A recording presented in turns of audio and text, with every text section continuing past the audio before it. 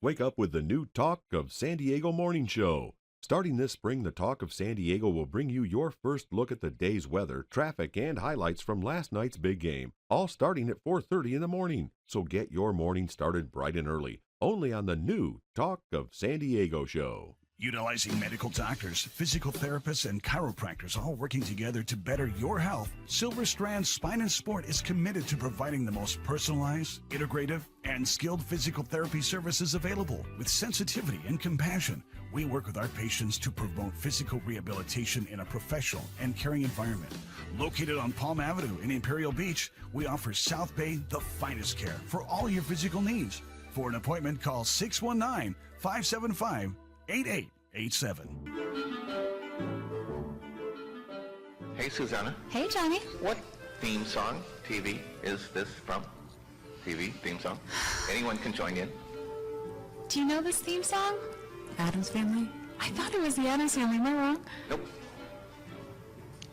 Alfred Hitchcock. Oh, that's why I thought that. Hitchcock was that one. Hey, I see that we're going to talk about Randy Jones Restaurant. Randy Jones. Randy Jones All-American Sports Grill, conveniently located in Hazard Center in beautiful Mission Valley. When it's time to relax and have fun with friends, family, or coworkers, Randy Jones All-American Sports Grill. You'll have an all-American great time. I thought the food had run. I was hoping it was going to be the food. We're looking for the food. But it's not Randy Jones Cafe. It's not Randy Jones Bar and Grill. Not today. Nope, not today. But pretty Today we soon. have Blueprint Cafe. If they show up, I'm hoping they will, because I'm really, really hungry. I don't know about you, but I didn't eat anything yet today, and I'm very hungry. But boy, oh boy, you sure look nice. I know. You sure look nice. You want to talk to I'm people? really happy about my hair and makeup today. We went to Rico's on 3rd in Chula Vista, and the ladies there were consummate professionals. Snooki, the original Snooki. Exactly. She's the owner of the space, and her Snooki is with a Y, I guess. And she looks a lot like Snooki. She kind of does. I gotta tell you. Yeah. But, And Francis is gonna do your Francis did my makeup. your makeup there, Yep. and we have some makeup from Lip Ink. Lip ink. That's they right. did So it's a semi-permanent lip stain Right. that you put on, and It's then not gonna come you off open until it up. you take it off. I can have the whole sandwich right now. I It's know, be or perfectly that fine for the camera. on the straws or cups or anything like that. Yep. It just doesn't show up, and it lasts all day. Yep. So that's pretty cool. But that's really not the reason we stopped by, is it? No. We want to talk to this lovely young lady who's sitting next to you. Would you like to tell people who this young lady is? Yes. Sitting next to me, this beautiful woman is Christine Knoke. She's the Director of Exhibitions and Chief Curator for the Mingay International Museum in Balboa Park. And she's going to talk to us today about the wonderful Bill Trailer exhibit going on now through May 12th at the Mingay. Welcome, Christine. Cool. Thank you. So Bill Trailer, tell us, who was he? Well, Bill Trailer is one of the most kind of famous names in the outsider self-taught genre, but he is somebody that's actually been not with us for many, many years. He died in 1954, but we're so thrilled to have an exhibition of his drawings on view at Mingay. Yeah, and when he was doing his work, it was sort of the 1930s, is that right? Or when was he doing most of his work? No, you're right. He did most of his artistic production, which is really about 1,200 to maybe 1,500 drawings. Wow. In a very brief period of time when he lived in Montgomery, from about 1939 to 1942. Wow. Were they detailed, or were they just like sketches, kind of like real quick kind of stuff? Well, they are described often as silhouettes because they are simple forms, simple shapes, but they are very complex drawings. In content. A lot of animals, people, structures. We see a lot of seemingly simple designs, but really very complex drawings. Yeah, there's a lot of storytelling going on in there. Very much. And give us some context about what was happening in the 1930s, 40s in Montgomery, Alabama. Well, I think if we talk about Bill Trailer, we need to back up a little bit and just talk about his history, because in the 1930s, he was well into his 80s. He was born on a plantation in Alabama, and he lived there until the last plantation owner was living. When the last owner died, he decided it was probably time for him to leave the plantation, and so he moved to Montgomery by himself, probably in the late 30s. And he didn't really have anybody there. He had several children in the area, but we don't think that he really spent much time with them. Oh, I didn't know that he had children, so there's a legacy here. Are any of the children still alive? I mean, the children or grandchildren? There are. He did have quite a big family.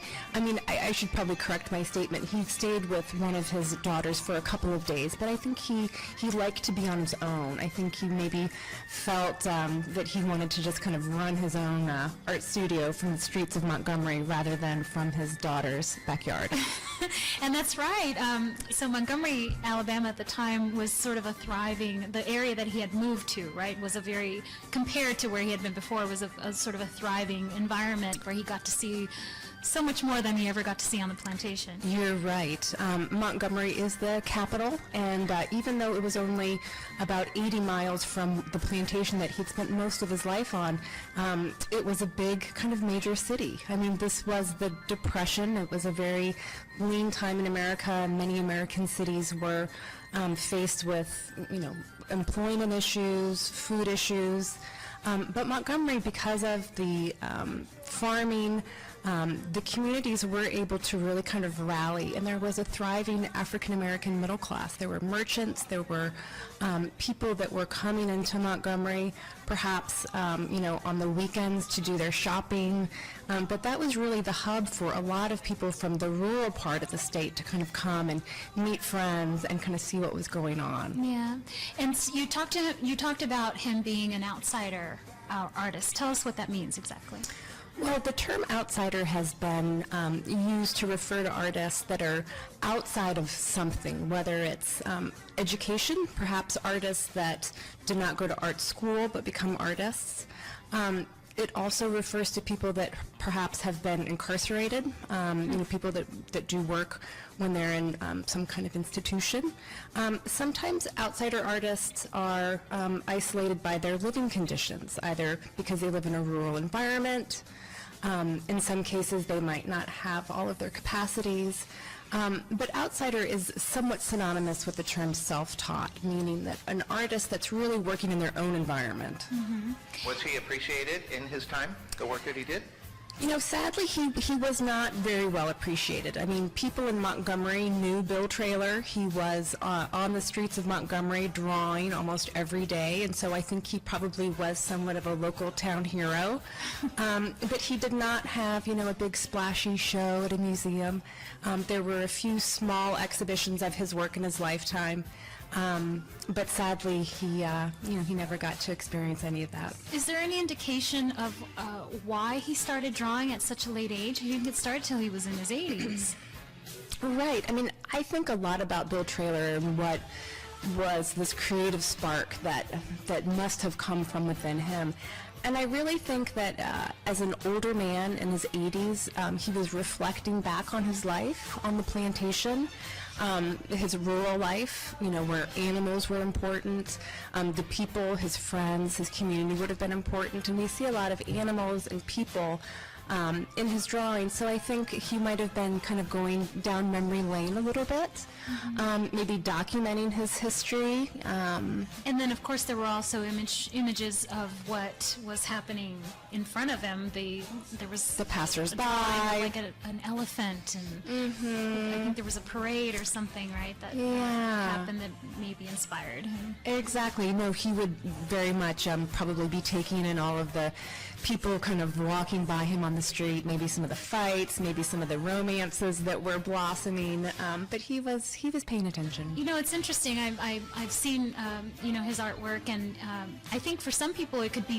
seem very simplistic, maybe a little too simplistic, but he definitely does have a great sense of composition, storytelling. I mean, all of the things that we look for, in fine art. Do you think maybe there's a little bit of a modernist?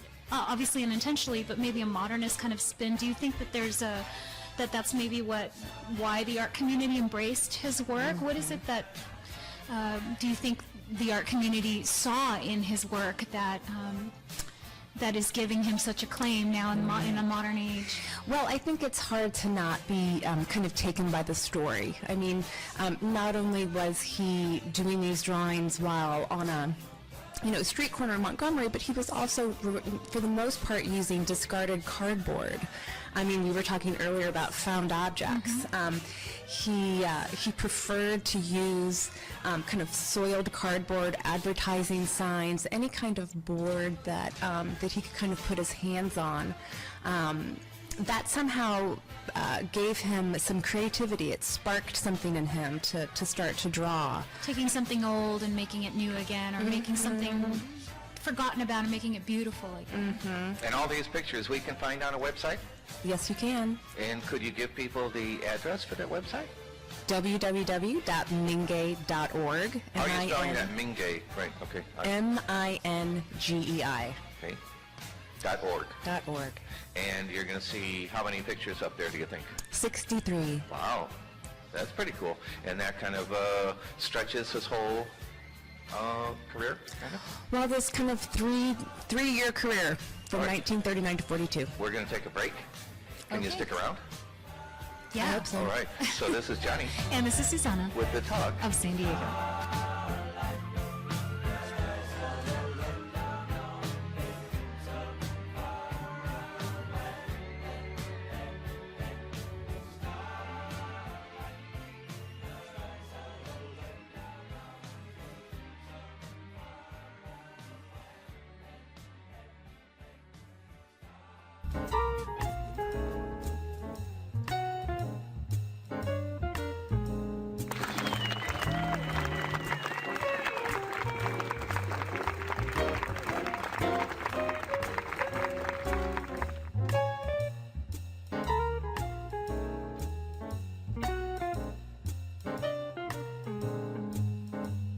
Dead center!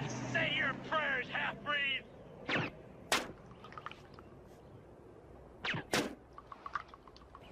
Hey, Harry! Look at this! What's the matter with these cans? Die, milk-face! These cans are defective! They're springing leaks! Come over here, look at this! Listen, you better run for cover. You're gonna spring a leak. Huh? We don't have defective cans. We have a defective person out there. He hates these cans! Stay away from the cans! Die, gas pumper! I gotta get away from those cans! Those cans in there, too! Run, run! 4 cans! Die, you bastard! He doesn't want to put holes in the cans. He wants to put holes in you. What? Milk-face bastard! Oh my God! I'm endangering your life! Cover me! You're covered. You're going to feel like a kid again the moment you walk in the door of the Royal Candy Castle. Located in the heart of old downtown La Mesa, you'll find everything from gummies to bubblegum, nostalgic to diabetic. Willy Wonka would kill to live here. If you love candy, you'll lose your mind going over the aisles of candy, and more candy. So if you have a sweet tooth that can only be filled by the sweetest candy in town, stop into the Royal Candy Castle on La Mesa Boulevard or order online at royalcandycastle.com.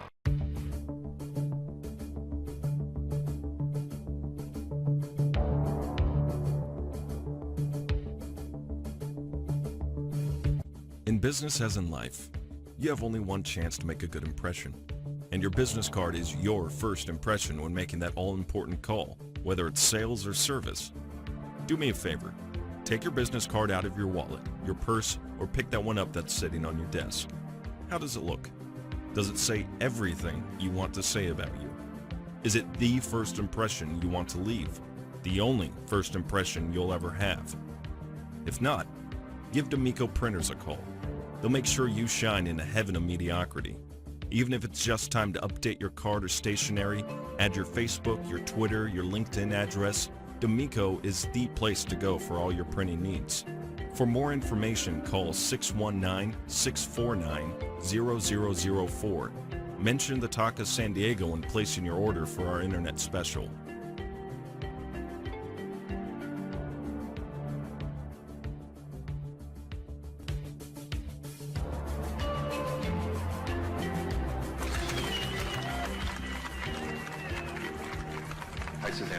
Hi, Johnny. Hey, guess what? We're back. We're back. Yep. Hey, things are pretty smooth now. You know, we've got our, you know, this guy won't take a message. You know, it's like, hey, get a clue, Jackson. I ain't answering the phone. Come on. Anyway, hey, we're back. This is Johnny.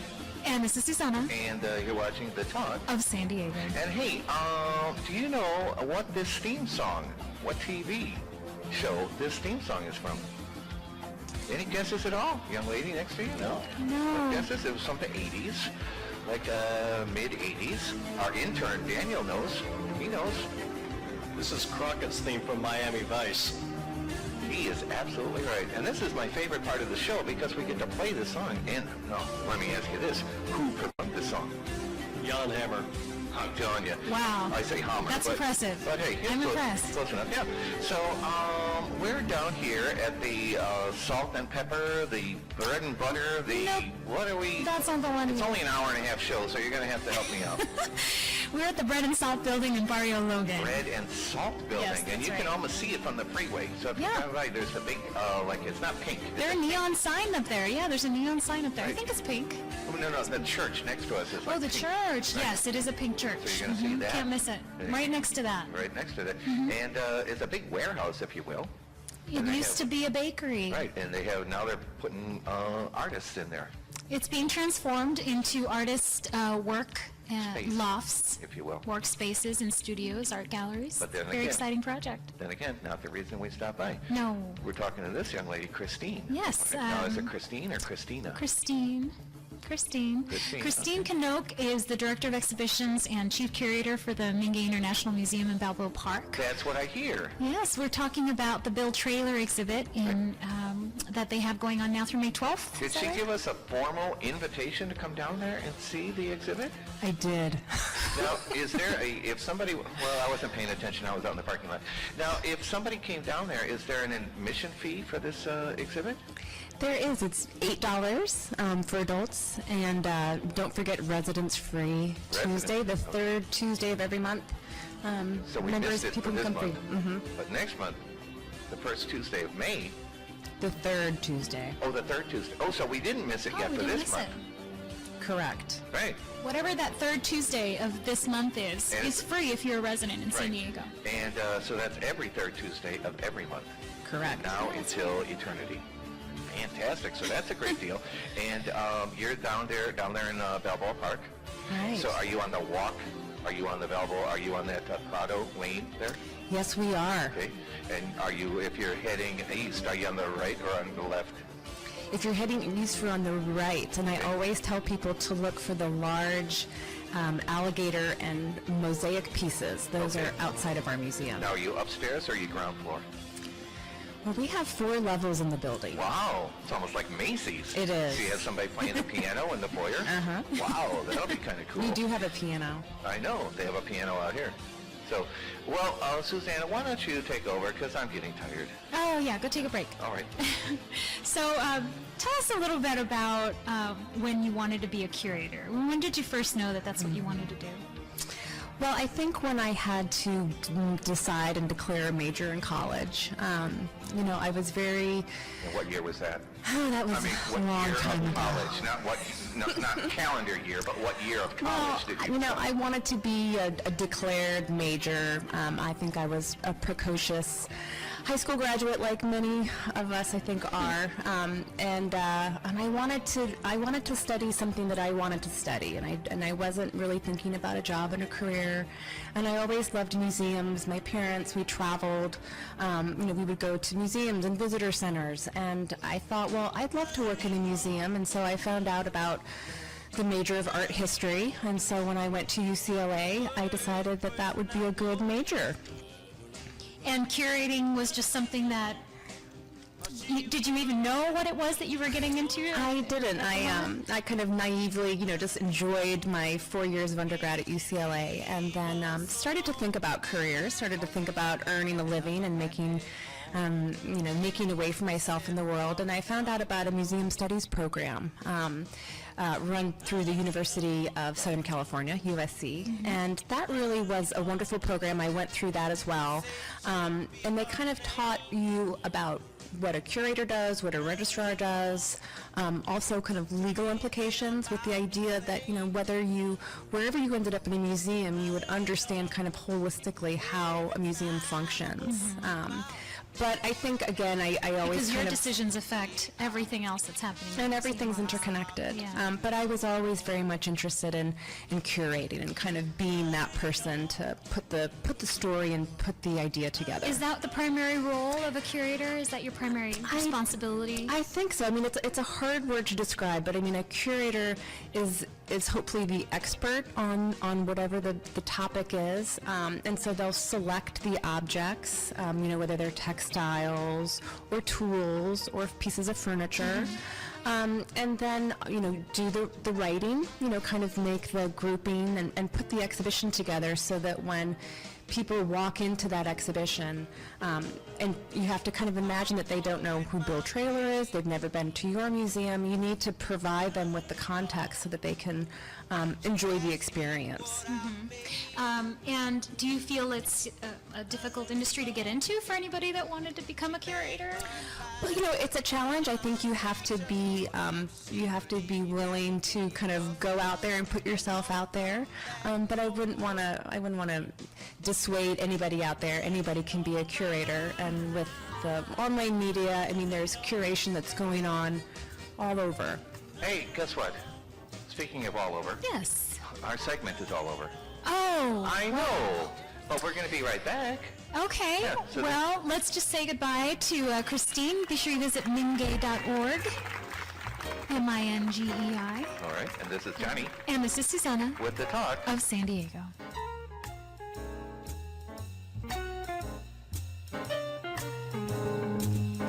Hello, ladies. Are you tired of shaving, plucking, and tweezing? Well, now you don't have to. All thanks to the new in-home Talk of San Diego Tweeze, Pull, and Pluck. Yes, the new Talk of San Diego Tweeze, Pull, and Pluck. Within minutes of calling our 24-hour hotline, one of our trained pluckers is dispatched and on their way to tweeze, pluck, or pull, whatever your needs require. So, if you're tired of all that wanted or unwanted body hair, give us a call and leave the plucking to us. Not associated with Pluck City Easy Pluck Incorporated. If you go to Wikipedia and look up the word lasagna, it's defined as a wide, flat pasta shape and refers to a dish made with this type of pasta with different sauces and baked in the oven. But if you come to Giant Pizza King, we define it as a hot, delicious blend of fresh handmade pasta, garden fresh tomato sauce, spicy Italian sausage, along with a secret blend of spices handed down from generation to generation, combined with the finest Italian cheeses, all to make it the best lasagna in Imperial Beach. So what are you waiting for? Look at that! That's Giant Pizza King in Imperial Beach with not one, but 2 convenient locations to serve you. Sausage you want? Sausage! You want it?